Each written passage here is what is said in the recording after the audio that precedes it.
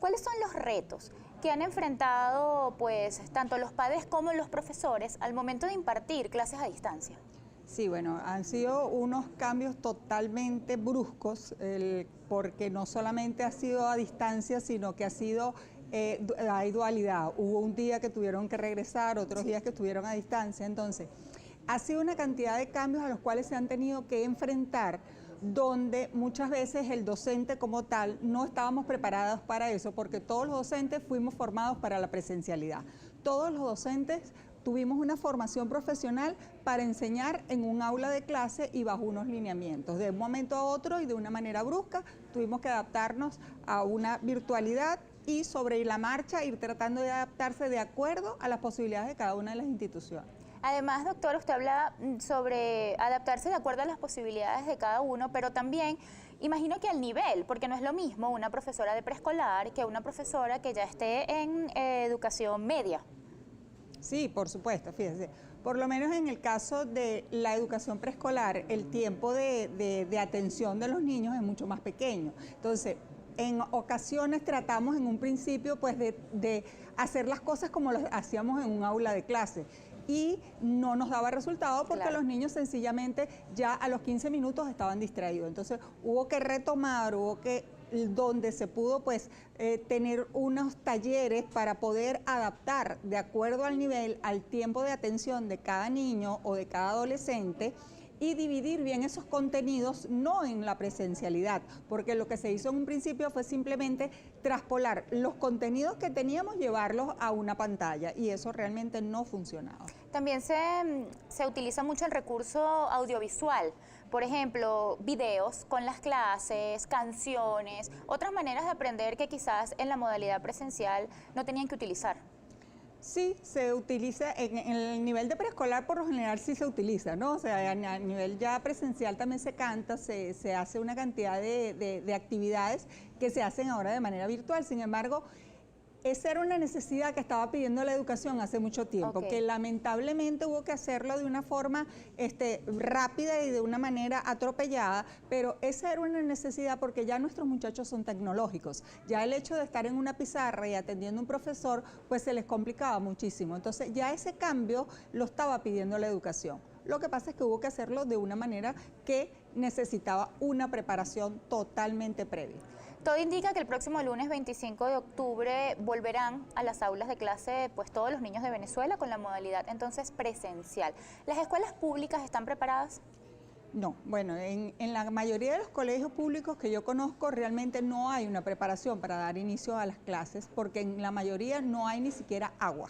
Al hablar que no tenemos agua, pues ya las medidas de bioseguridad, por mucho alcohol que tengamos, por mucho gel que tengamos, no están preparadas. Y por otra parte tenemos la deficiencia del docente. No hay docentes para trabajar porque sencillamente están emigrando a otras actividades comerciales o a la educación privada. Entonces, eso es una falla que estamos buscando tratar de subsanar, a ver a quién colocamos allí, pero un docente para reintegrarse a esta nueva modalidad tiene que ser un docente preparado emocionalmente para poder recibir y acompañar a ese niño que viene con unos de contextos totalmente distintos unos de otros, a pesar de estar todos ahora en una sola aula. Doctor, existen opiniones encontradas y ambas son válidas. Por un lado, hay quienes no quieren que regresemos a la modalidad presencial por ahora, pues le temen al COVID. Por el otro lado, también le temen al COVID, sin embargo, consideran que el niño ya necesita socializar y volver a un aula de clases. ¿Qué piensa usted? Sí, yo pienso que definitivamente el niño debe volver a un aula de clase porque la socialización, todo lo que ellos logran con sus pares, no lo van a lograr jamás en una casa, por muchas posibilidades que haya, por mucha tecnología que haya, esa socialización y ese aprendizaje que ellos obtienen con sus compañeros de clase y con la verdad de cada uno de ellos y que se cuentan entre ellos y con el contexto de cada uno, eso nunca lo van a aprender con unos padres. El vocabulario, su hijo ya usted le entiende cualquier cosa nada más con un gesto. Al llegar al salón de clase y saber que no lo van a entender, se ve obligado a hablar mucho más. Entonces, definitivamente hay que volver a aulas, pero es importante darle la seguridad a los padres de que eso, cómo van a volver. Yo creo que la comunicación en este momento de esa familia, escuela, comunidad, niño, adolescente, debe ser, ahora sí realmente más que nunca se debe hablar de una familia, donde haya una comunicación clara, donde se sepa dónde están las fallas, que los padres apoyen lo más que puedan a los colegios y que el representante sepa qué está pasando en ese colegio, porque de esa manera, en la medida que se sientan seguros, que realmente sepan qué es lo que está sucediendo y que se sea claro, que se sepa que, bueno, que todos estamos en algo nuevo y que entre todos pues nos apoyamos unos a otros, el representante va a tener más seguridad para dejar a su hijo y sobre todo tener mucho cuidado, por supuesto, dónde lo está dejando. Es necesario que en estos primeros días de clases pues se realicen pruebas de diagnóstico y entonces nivelen a los alumnos. Necesariamente el diagnóstico es indispensable porque a pesar de que van a estar todos más o menos en una misma edad, van a estar todos en un grado, cada uno vivió todo este tiempo de manera totalmente distinta. Depende el padre si estaba acompañando a su hijo, hay niños que estuvieron simplemente como sabemos, tenemos una niñez y una adolescencia dejada atrás, donde quien los cuidaban eran unos abuelitos o un hermano. Hay otros niños que sencillamente los llevaban a casas en tareas dirigidas, donde había un ambiente que no era para nada el acorde para un aprendizaje, a pesar de que a lo mejor el niño sabe leer, escribir, pero un contexto que no era nada favorable para lo que es ese proceso de aprendizaje. Entonces, en el diagnóstico es donde nos va a decir de dónde vamos a partir. Esas planificaciones lineales, donde para todo el mundo igual, en este momento no hay cabida. Pues tenemos que conocer a cada uno de los niños, por difícil que parezca y por difícil que es, pero es indispensable para realmente poderle brindar una enseñanza eficaz y sobre todo que el niño se sienta emocionalmente contenido, tranquilo y para que el aprendizaje fluya. Volviendo al tema de la preocupación que pueden tener los padres al ver muchos niños en un salón de clases, ¿cuál pudiera ser una dinámica para regresar? Claro, que cada colegio, cada escuela es una realidad diferente. Entonces, lo más importante sería, de acuerdo a los espacios que tengan, pues dividir por grupos, estar en grupos burbujas, tener espacios para jugar en horas, que ya los recreos no sean todos a la misma hora, sino que se tomen espacios diferentes para el momento del recreo.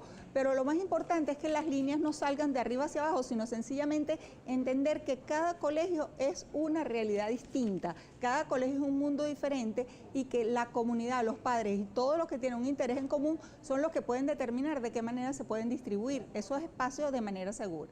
Quiero invitarla a escuchar a la doctora Mari Carmen Páez. Ella es pediatra y ofrece algunas recomendaciones para el regreso a clases. Perfecto. Hola Beatriz, muchísimas gracias por tu invitación. Principalmente en el hogar es donde debemos establecer cuál es el régimen y el protocolo de cuidado que nuestros niños deben tener en el colegio, iniciando por garantizarles que tengan sus implementos de protección y bioseguridad, como por ejemplo el gel antibacterial, jabón antibacterial para garantizar el lavado de manos y el alcohol en spray, así como también enseñarles el uso correcto del tapabocas, del face shield o de careta facial. Es importante enseñar a nuestros niños que los tapabocas no se deben intercambiar ni prestar, puesto que muchas veces los niños en su inocencia comienzan a interactuar entre ellos, a socializar y a observar que quizás mi compañero tiene un tapabocas más bonito que el mío, vamos a intercambiarlo. Debemos recalcar que estas cosas en el colegio debemos enseñarle a nuestros niños el lavado de manos, el lavado adecuado. Debemos enseñarles a utilizar el gel antibacterial y el alcohol en spray. Cabe destacar que estas medidas deben ser enseñadas en el hogar y reforzadas en el colegio en el caso tal que las clases comiencen a ser presenciales nuevamente. Esto es un tema que va a ser quizás un poco difícil, puesto que los niños, dependiendo de su edad, podrán adaptarse o no de forma adecuada a tomar las medidas de bioseguridad que son necesarias. Es importante el rol que el docente va a cumplir en estos casos de garantizar las medidas de bioseguridad en el colegio. Pienso que no es imposible, sin embargo va a ser un trabajo arduo y es un trabajo multidisciplinario, es decir, en el hogar debemos ayudar y garantizar a que esto se cumpla, así como también en los colegios establecer estas nuevas pautas. Otra de las preguntas es, ¿cuál es la prueba que se debe realizar si sospechamos que uno de los niños tiene una infección por COVID? La prueba que se debe realizar de la mano y orientación de su médico tratante o pediatra es la PCR. Si bien hemos conocido que los niños cuando tienen la infección por COVID-19 presentan unos síntomas inespecíficos y en la mayoría de los casos los síntomas no son graves como en el caso de los adultos, salvo aquellos niños que tengan patologías de base. Inicialmente la infección por COVID-19 en los niños puede ser semejante a lo que es una infección por catarro común, dolor de garganta, fiebre, malestar general, cefalea, entre otros.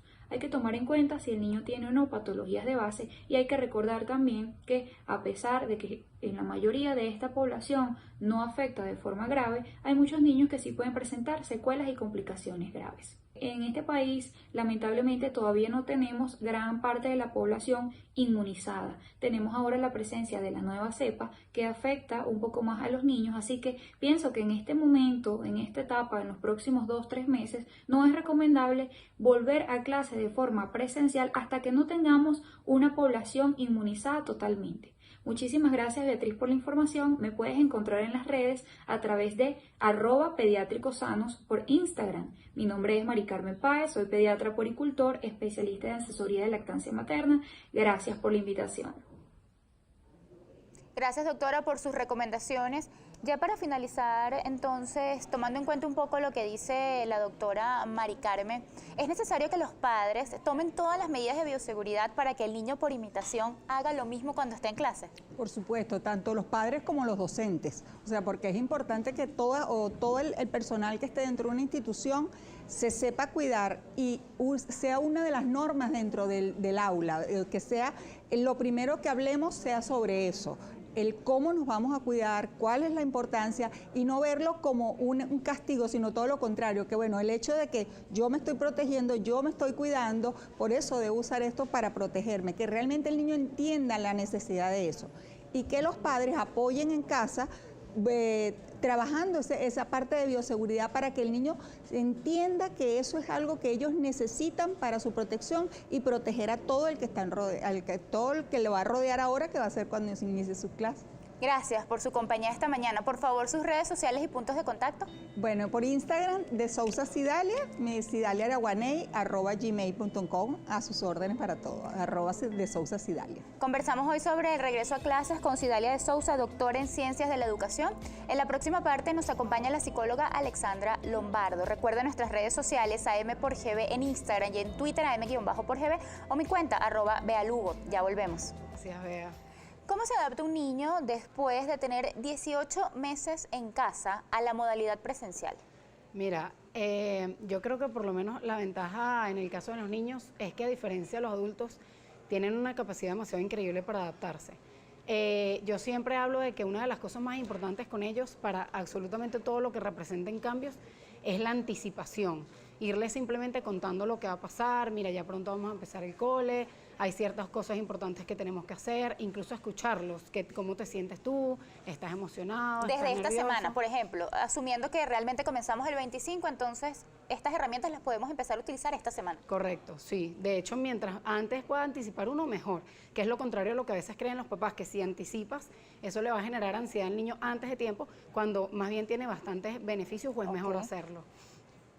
Nuestros hijos pueden sentir ansiedad o tal vez alegría, incluso tristeza al momento de dejarlos en este primer día de clases de su modalidad presencial. ¿Todo esto es normal? ¿Cómo podemos ayudarlos a manejar sus emociones? ¿Y en qué momento decimos, bueno, sí, necesito ayuda de un experto, de un psicólogo?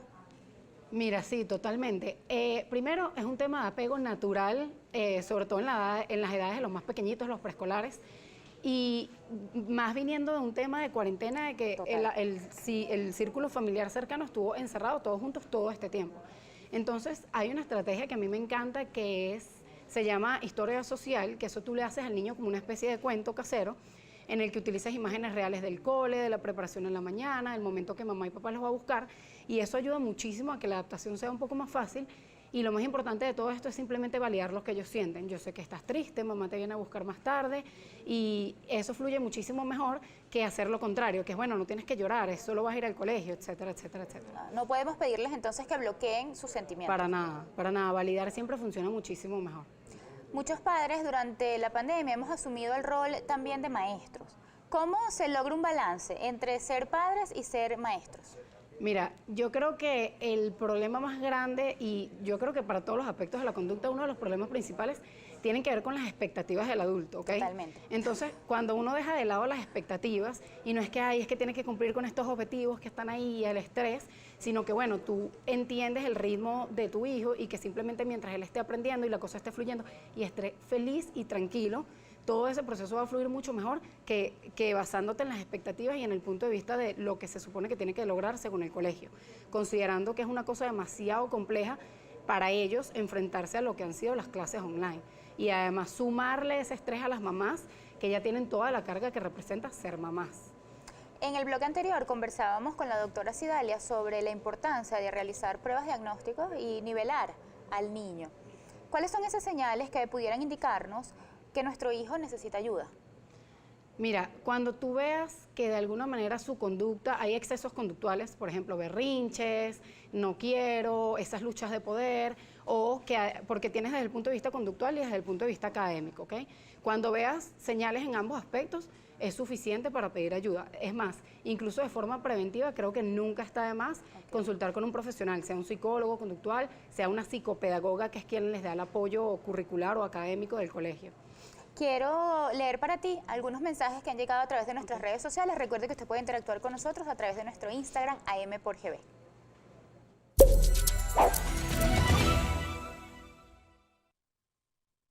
Escribe el señor Sebastián, buenos días. ¿Qué herramientas podemos aplicar para que los niños no se distraigan a la hora de hacer sus tareas? Mira, me encanta esa pregunta. Yo creo que una de las mejores estrategias son las rutinas visuales. Puede ser representarle al niño con pictogramas, con dibujos, lo que va a pasar, el momento que tienen que estar sentados, el momento que viene la actividad. Y lo más importante es entender, volvemos al tema de las expectativas, que los niños necesitan movimiento, los niños no pueden estar paralizados todo el tiempo frente a la computadora, que ya para uno como adulto es difícil, imagínate para ellos. Y hacer como unos pequeños breaks, que creo que la mayoría de los colegios lo ofrecen dentro del currículo online, y en esos breaks enfocarlo hacia la actividad física. Que tengan un poquito de actividad física, que satisfagan su necesidad de explorar, que se muevan, que experimenten con texturas diferentes para luego volver a sentarse y poder, digamos, garantizar que presten atención un poquito más de tiempo y sigan instrucciones de la forma que uno medio espera, pues.